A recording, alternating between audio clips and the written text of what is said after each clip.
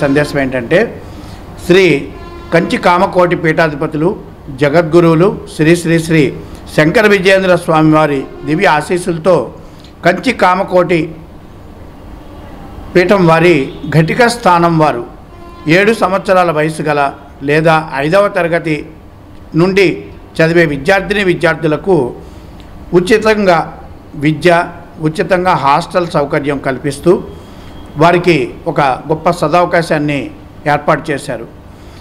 ఈ విద్యార్థులకి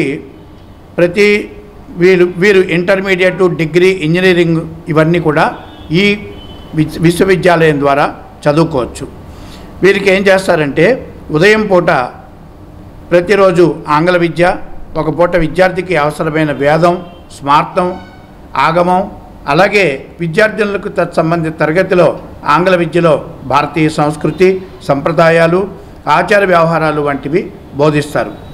ఈ సాంప్రదాయ ఇంటిగ్రేటెడ్ పాఠశాలల గురించి ఉత్తరాంధ్రలోని అంటే శ్రీకాకుళం నుంచి విశాఖపట్నం వరకు గల జిల్లాల బ్రాహ్మణ్యానికి అర్థమయ్యేలా వివరించడం కోసం అని చెప్పేసి విద్యార్థులు, తల్లిదండ్రులు, వివిధ బ్రాహ్మణ సంఘ నాయకులతోటి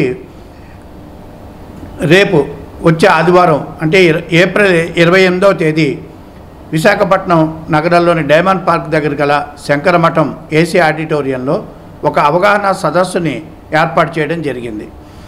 ఈ అవగాహన సదస్సుకి విశ్వవిద్యాలయం వైస్ ఛాన్సలర్ గారు శ్రీ డాక్టర్ గొల్లపల్లి శ్రీనివాస్ గారు, అలాగే Sankaramatham chairman doctor TV Raviraj గారు ప్రత్యేకంగా హాజరవుతారు.